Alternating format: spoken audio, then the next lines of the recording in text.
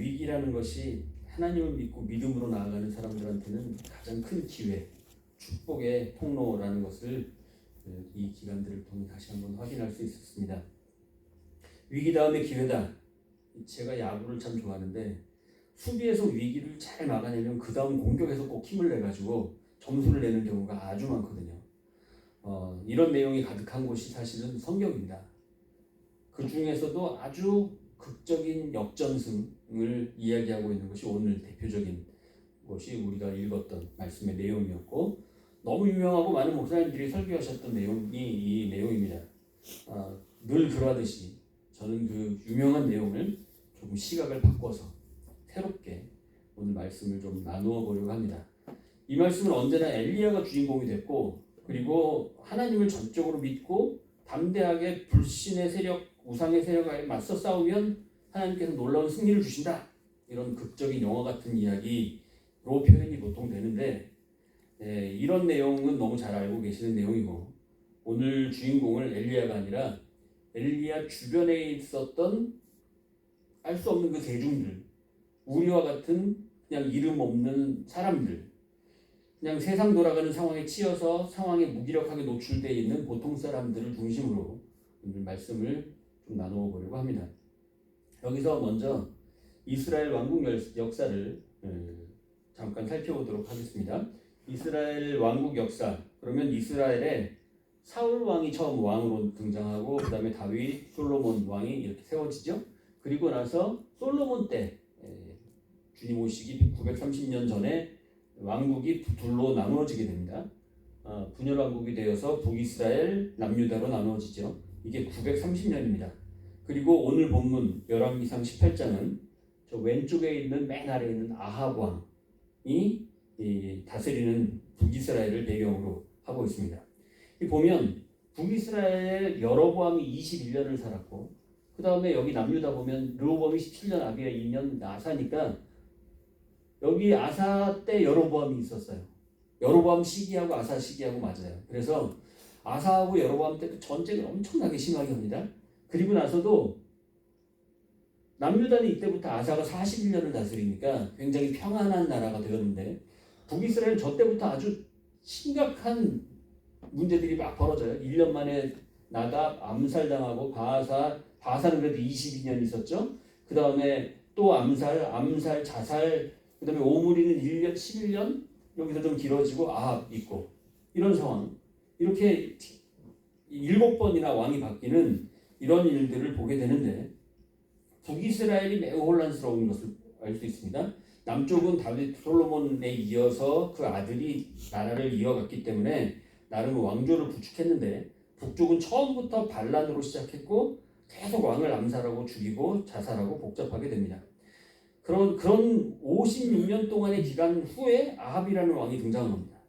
이렇게 혼란스러웠던 북이스라엘의 한 사람들, 여기 오늘 성경에 나오는 사람들이 저런 혼란스러운 세대를 살아갔던 백성들이었다는 것을 기억하고 이 성경을 봐야 우리가 이 사람들이 어떤 생각들을 가지고 있는지가 이해가 간다는 거죠. 왕이라고 세워놓은 사람들이 누구에게 죽고 며칠 안 가다가 바뀌고 자살하고 뭐 이렇게 그나마 오래 통치한 사람들, 저기 보면 여로보암은 르호보암하고 평생 전쟁했다고 하고, 또 아비야하고 전쟁하고, 또 아사는 바사, 그나마 바사가 오래 지냈더니 오래 통치한 사람들은 무조건 저 화살표대로 저렇게 전쟁을 일생 동안 했다고 합니다.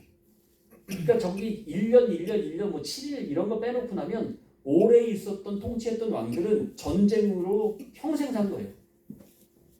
성경에 기록된 내용을 일생 전쟁했다 이렇게 기록합니다. 이렇게 완전히 전쟁에 노출되어 있는 그런 상황 가운데에서 백성들 입장이 되보면, 뭐 지금도 우리 전쟁을 보잖아요. 가자지구 상황 아시죠? 어떤 상황인지 온통 폐허에 사람들 보면 막 엉망입니다. 지금도 곳곳에서 전쟁을 하고 있긴 한데, 이렇게 가는 곳마다 폐허, 먹을 것도 없고 쉴 것도 없고, 그런데 여기에다가 3년간 극심한 가뭄이 들었어요. 그러니까 백성들 입장에서는 살 수가 없는 상황이에요. 상상이 안 가는 그런 상황입니다. 전쟁은 계속되고 있고 더 극심한 가난, 빈곤, 굶주림만이 이들의 삶이었습니다. 성경 역사에서 제일 악한 왕이다. 이런 역사 중에서도 그 중에 제일 나쁜 왕이다 뽑으면 바로 저 아합 왕을 떠올리는데, 그런 평가하고 달리 사실은 아합은 이렇게 어려운 시기에 나라를 책임지면서 대단히 이스라엘을 좀 살 수 있는 나라로 바꾸려고 노력한 현명한 정책을 펼쳤던 왕으로 인정받습니다. 외교를 통해서 정치를 안정시키고 무역을 통해 경제를 회복시키려고 노력합니다. 그래서 외교 정책 중에 제일 중요한 것, 고대의 외교 정책 중에 제일 중요한 게 뭐였을까요? 늘 나오는 이야기입니다. 정략결혼. 좀 잘 나간다는 나라에 뭐 공주랑 결혼한다거나 왕자랑 결혼한다. 이렇게 해서 화친을 맺고 그 나라와 무역을 하면서 나라를 회복시키는 거죠. 뭐 지금도 마찬가지지만, 그래서 지금의 레바논 베이루트라고 하면 좀 여러분들 들어보셨나요? 베이루트 조금 아래에 시돈이라는 나라가 있었습니다. 거기가 옛날에는 페니키아라고 했는데, 저 페니키아의 이세벨이라는 공주와 결혼하게 된 겁니다. 저 일생 동안 전쟁이 있었던 나라 다음 페니키아, 시돈이라는 나라가 됐는데, 이 페니키아는 인류 최초의 알파벳을 창조한 나라입니다. 알파벳이란 글씨를 처음으로 만든 나라예요. 학문적인 지식이 탁월하고 지중해 연안에서 가장 안전한 항해 기술을 바탕으로 활발한 무역, 세계 최고의 무역을 하던 민족입니다. 저렇게 배를 저 당시에 무역을 했던 것을 부조가 남아있을 정도였는데, 그곳의 공주와 결혼한다는 건 적어도 이스라엘에게 분명히 정치적으로 경제적으로 도움이 되는 부분들이 있었겠죠. 적어도 백성들까지는 아니어도 당시의 왕족 궁안에 있는 사람들 정도는 살만한 그런 분위기였을 겁니다. 이세벨은 그래서 얼마나 부유했냐면, 저 오른쪽에 있는 게 건물을 상하로, 저게 상하예요. 일반 돌이 아니라 코끼리 이 앞니, 그 상하 가지고 만든 건물이 저 지금 건물입니다. 저 그 옛날에 상하를 만들어서 저런 건물을 만들 정도로 엄청난 부와 기술을 가지고 있는 그런 곳이 상하였고, 저 시돈이었고, 그런 것은 생각하지만 이 일 때문에 가뜩이나 힘들었던 백성들이 얼마나 저걸 만드느라고 노동력과 피와 땀이 흘려졌을까 상상해 볼 수 있는 상황이죠. 그래도 아합 왕은 어찌됐건 활발한 무역을 통해 나라 어려움을 극복해 가려고 했는데, 이 결혼에 대해서 하나님이 굉장히 노하셨다 이렇게 말씀하십니다. 왜냐하면 이세벨을 통해서 페니키아의 우상, 페니키아가 믿는 신 뭘까요? 잘 아시는 겁니다. 바알과 아세라가 들어오는 겁니다. 이 지금 무역과 정치적으로 바알과 아세라를 들어오고 뭐 이세벨과 결혼하고 무역들을 하고 이렇게 하는 거 좋았는데, 그래서 어려움이 생길 때 사람들은 신앙이 더 강해지잖아요. 그러면 이 어려움을 겪으면서 바알과 아세라가 들어오니까 바알 아세라 신앙이 백성들에게 강해진 겁니다. 이 어려움이 이세벨을 중심으로 하는 바알과 아세라 종교를 엄청나게 강력하게 만들어줬고, 하나님을 믿는다는 사람들, 선지자들을 핍박하고 처형하는 일들이 오늘 성경이 18장이었는데 15, 16, 17장에 나오고, 18장 초반에도 엘리야가 아합과 이세벨의 앞에 나가는 것을 굉장히 두려워하면서 그 사람 옛날 사람들처럼 나도 가면 죽을 것 같은데요 라고 얘기할 정도로 모두가 학살당하고 그렇게 어려움, 진압을 당했던 상황이었습니다. 그리고 그런 상황에서 하나님의 말씀을 받고 이 엘리야는 아합 왕 앞에 나가서 바알 선지자 400명, 아세라 선지자 450명 모아다가 갈멜산으로 오라고, 나하고 1대1로 맞짱 뜨자, 이 얘기를 엘리야가 하게 되는 겁니다. 우상, 저들이 믿고 있었던 우상에 대해서 좀 생각해 볼 필요가 있어요. 우상을 섬기는 사람을 보면 그 사람의 내면을 볼 수가 있다.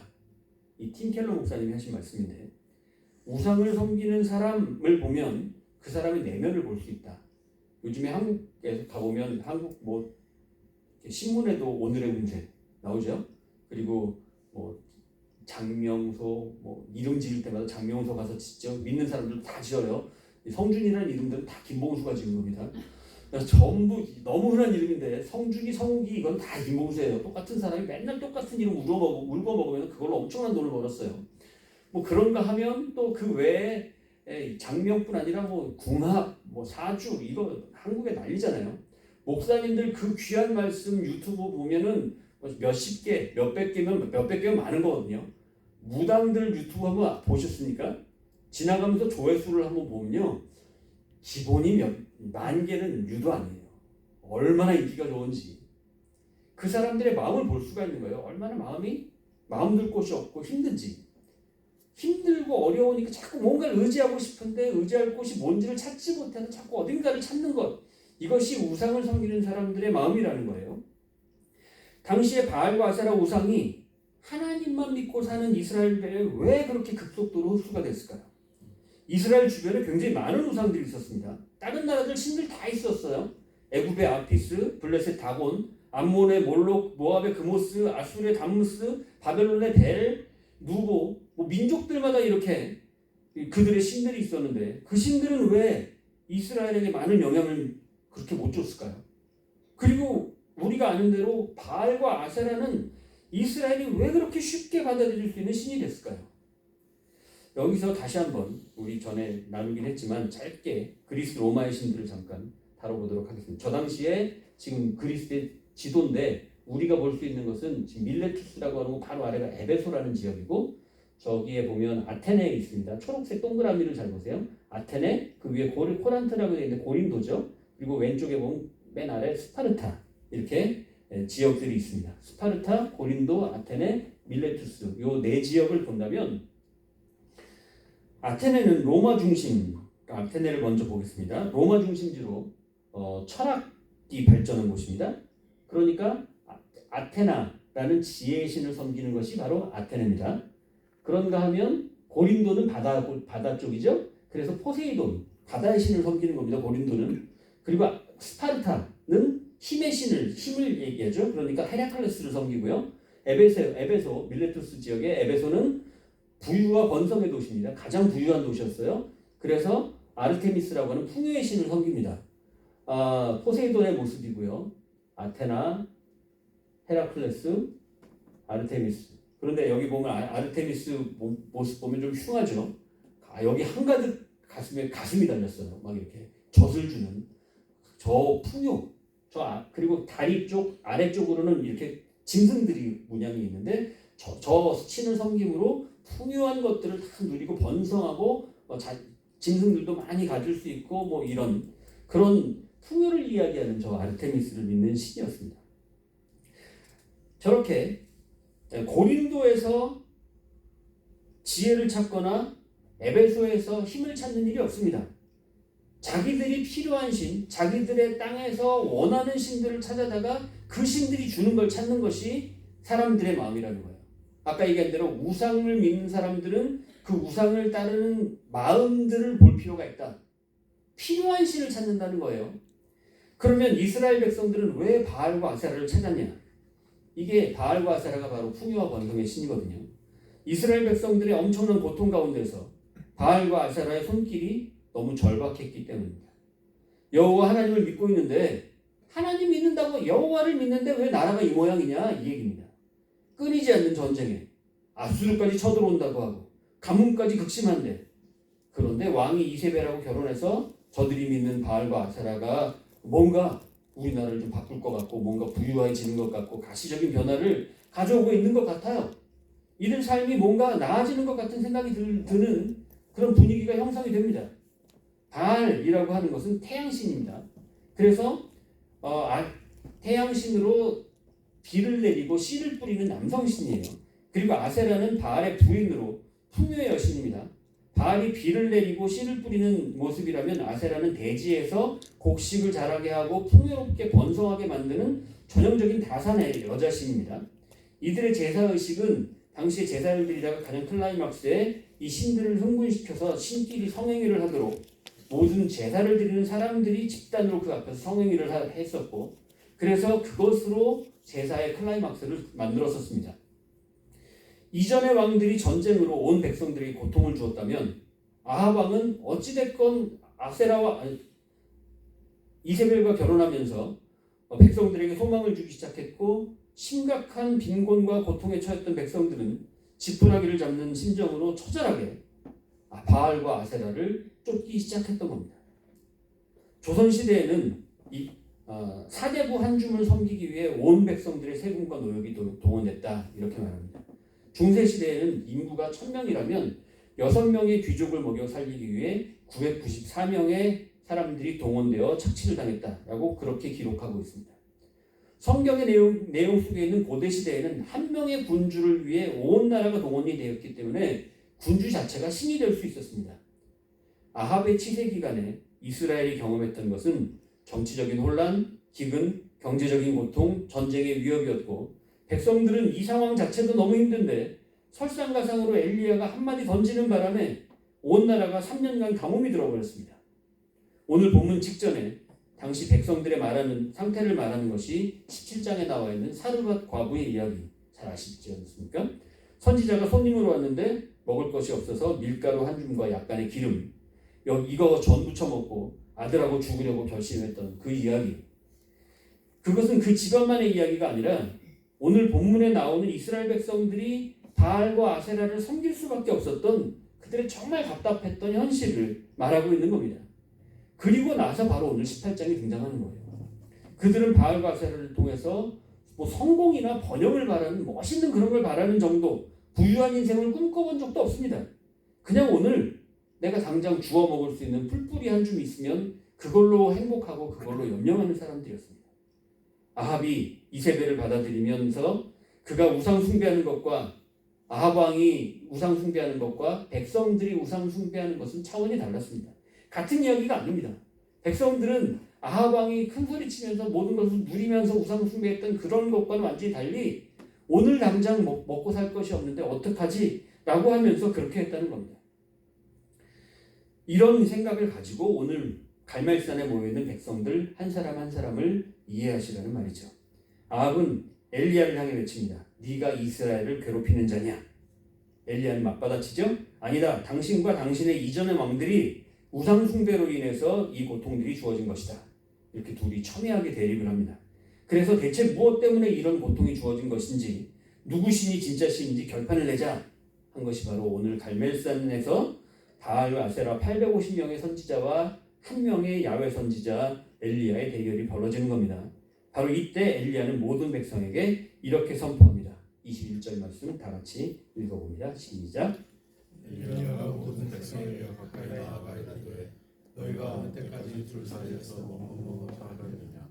여호와가 만일 하나님이면 그를 따르고 바알이 만일 하나님이면 그를 따를지니라 하니 백성이 말 한마디도 대답하지 아니하는지라. 네, 백성들이 지금 바알을 섬기기 위해 하나님을 버린 게 아닙니다. 분위기 보니까 하나님도 섬기는데 바알도 섬긴 분위기입니다. 그런 분위기에서 지금 하나님은 신앙의 영역, 그러니까 종교적인 영역을 그래서 하나님께 경배를 드리고 살아가는 사람들이라면 삶의 영역을 주관하고 있는 것은 바알이라고 생각한 겁니다. 이게 말하고 보니까 남 이야기가 아닌 상황이 됐습니다. 주일 예배 시간에는 하나님께 경배와 찬양을 드리지만 예배당 문을 나서는 순간부터는 내 삶을 책임지고 이끌어가는 것은 돈, 먹고 사는 것을 책임질 그 무엇, 하나님보다는 그것들이 내 삶을 끌어간다고 그렇게 여기고 살아가는 모습. 직장 문제, 통장 잔고 문제, 카드값, 아이들 문제, 건강 문제 이런 것들이 우리 머릿속에 가득해서 결국 이것들이 우리 삶을 주관하고 하나님은 예배 시간에 예배드리면 그냥 정신없이 사는데 잘 해주시겠지 정도. 종교적인 영역으로. 이런 신앙이 갈멜산에 있었던 이스라엘 사람들의 신앙이었고 바로 또 지금 이 자리에는 우리들의 신앙이기도 하다는 겁니다. 이스라엘은 광야 생활에서 하루하루의 삶을 하나님께서 책임지신다는 만나를 주심으로 보여주셨습니다. 그런데 그들은 오늘 것 말고 내일 것 주워 담느라고 불필요한 수고를 엄청나게 합니다. 썩어서 버려야 되는 것들을 담느라고 온 힘을 쏟았습니다.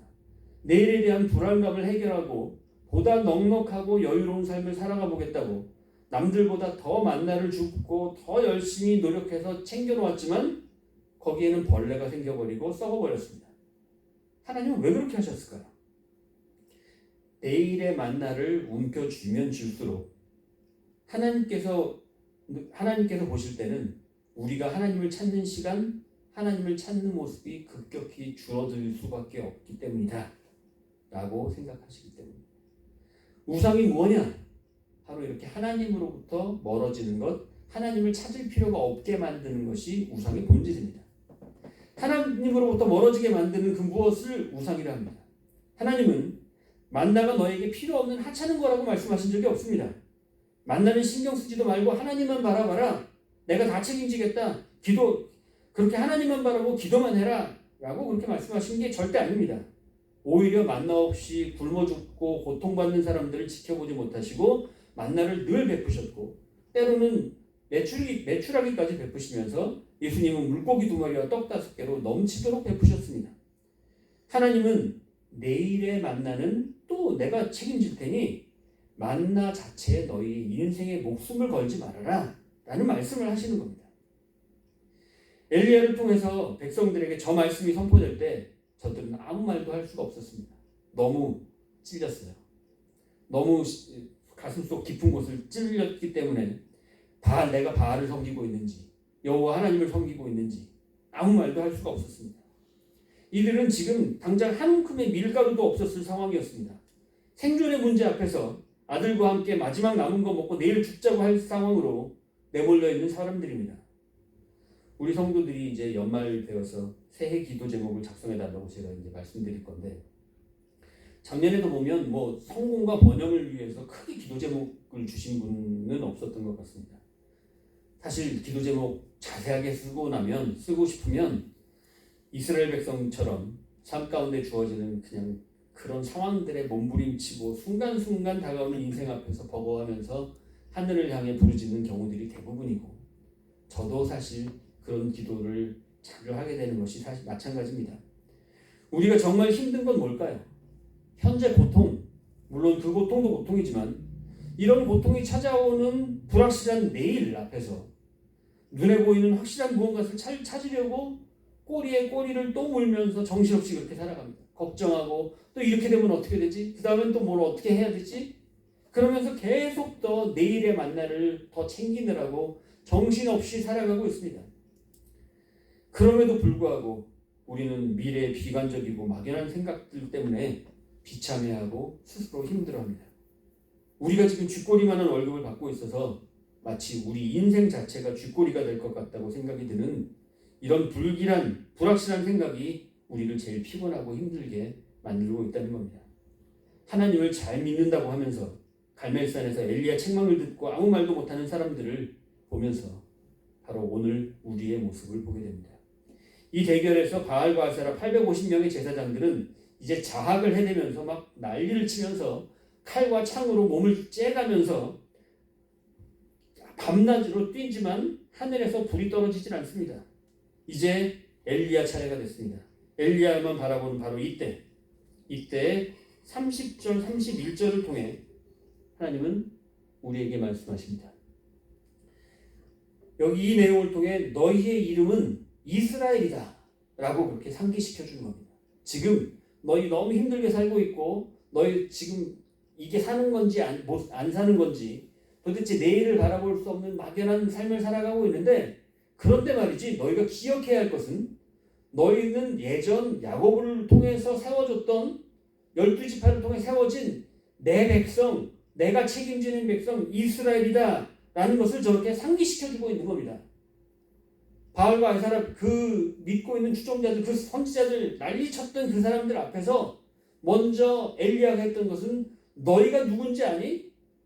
너는 왜 그렇게 어깨가 늘어져 있니? 너는 왜 이렇게 힘들어하고 있니? 너는 지금 기억할 것이 있는데 이스라엘이었어 너. 이 얘기를 하고 있는 겁니다. 내 백성 하나님이 책임지시는 백성 나와 계약을 맺은 백성 내가 끝까지 돌보는 백성 너희는 이스라엘이었다. 쉽게 말해서 너는 내 새끼야. 이렇게 삼아주신 하나님 그리고 이제 제단 위에 통 4개에 해당하는 물까지 막 부어댑니다. 그리고 이제 하늘에서 불만 떨어지면 되는 완전한 상황이 됐습니다. 그런데 여기서 32절부터 35절을 보니까 특이한 내용이 나오게 됩니다. 도랑을 파고 거기 물이 가득 차도록 물을 채워댑니다. 아니 지금 물이 없잖아요. 지금 물이 없어서 문제인데 지금 맨 땅에다가 물을 쏟아 붓고 있습니다. 물이 어디서 나요? 지금 물이 없어서 3년째 가뭄의 장소가 지금 어디냐면 갈멜산 꼭대기예요. 산 꼭대기에 어디서 물이 나서 지금 저 물을 붓는단 말이에요. 지금 불을 내리시는 것도 중요하지만 지금 제일 심각한 건 물이 문제인데 지금 나무물 다 쏟아붓는다 해도 저렇게 물을 못 붓습니다. 채우고 부으라. 하워드 체누드라는 박사의 말에 의하면 당시 가뭄으로 물이 모두 마른 상태에서 저 지형에 물이 제일 가까운 맨 아래에 있는 것이 갈멜산입니다. 그리고 제일 가까운 물을 구할 수 있는 곳이 한국이에요. 맨 위에 있는 빨간색 직선도로. 지금 차로 만들 수 있는 도로는 저 파란색인데 저게 직선도로로 가면 사람이 걸어가는 직선으로 내려가면 16km 정도. 그러니까 도보로 4시간 정도 거리가 됩니다. 한 번 물 들어가는데 도보로 4시간 걸립니다.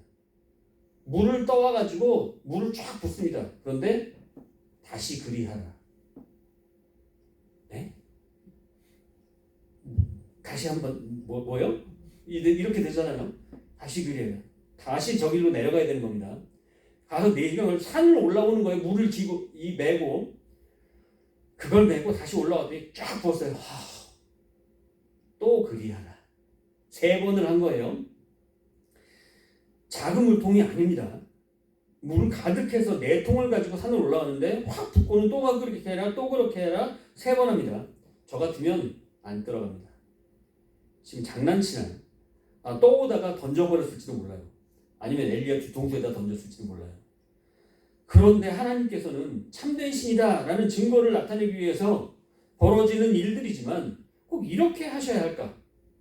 우린 성격 급해서 이런 거 못 참잖아요. 우리 앞에 이렇게 말도 안 되는 끝없는 인내, 말도 안 되는 고통의 시간들, 도대체 이렇게 참아야만 하는가라고 하는 정말 참고 또 참지 울긴 왜 울어.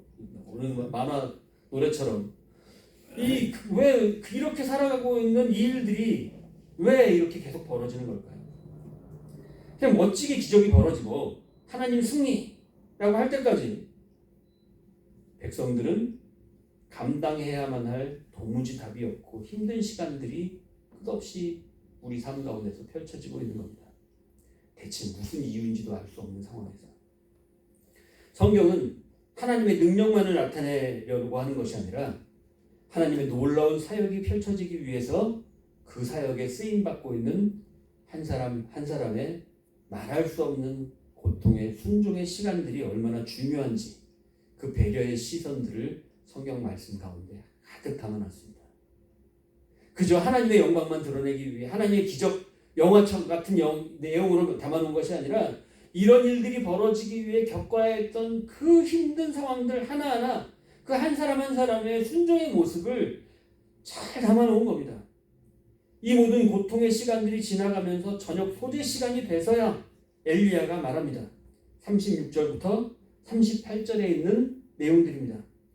저녁 소재 드릴 때에 이르러 이 선지자 엘리야가 나아가서 말하되 아브라함과 이삭과 이스라엘의 하나님 여호와여 주께서 이스라엘 중에서 하나님이신 것과 내가 주의 종인 것과 내가 주의 말씀대로 이 모든 일을 행하는 것을 오늘 알게 하옵소서. 여호와여 내게 응답하옵소서. 내게 응답하옵소서. 이 백성에게 주 여호와는 하나님이신 것과 주는 그들의 마음을 되돌이키심을 알게 하옵소서.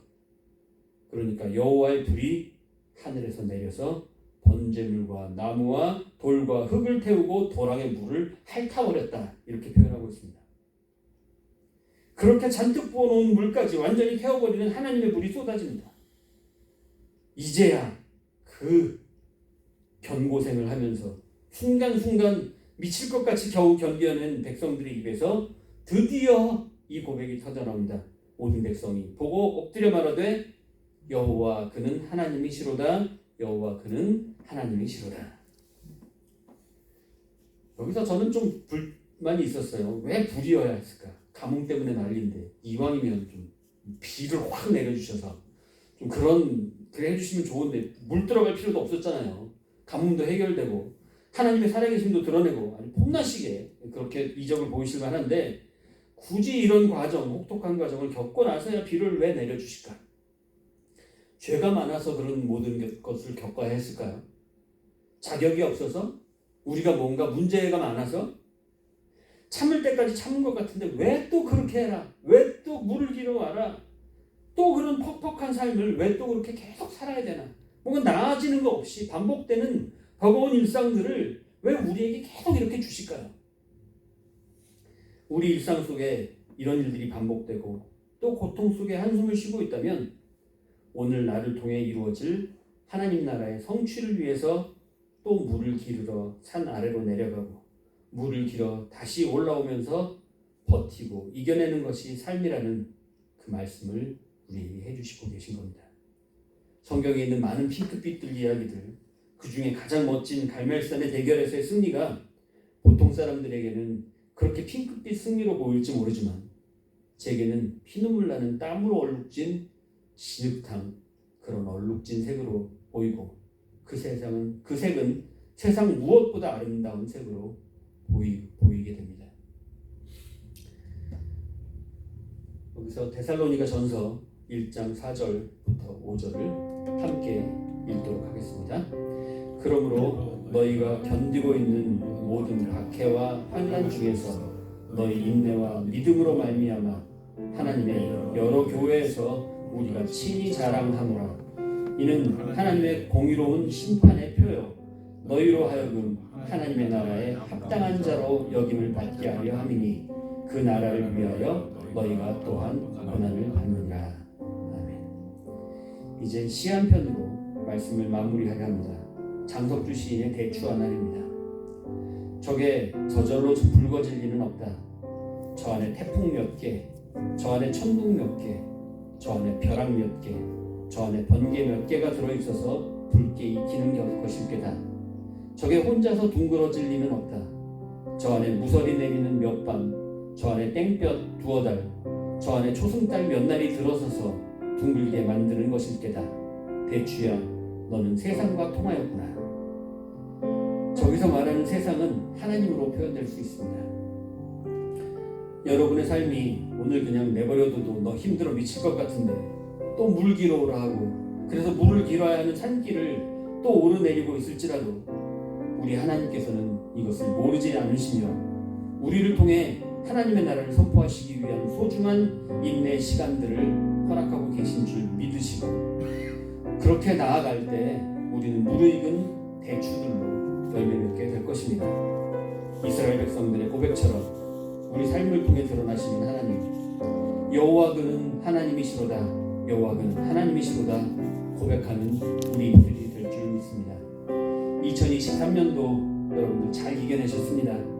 남은 한 달 잘 이겨내셔서 마무리하셔서 여호와 그는 하나님이시로다 감격하며 고백하는 우리 성도들 되시기를 주님의 이름으로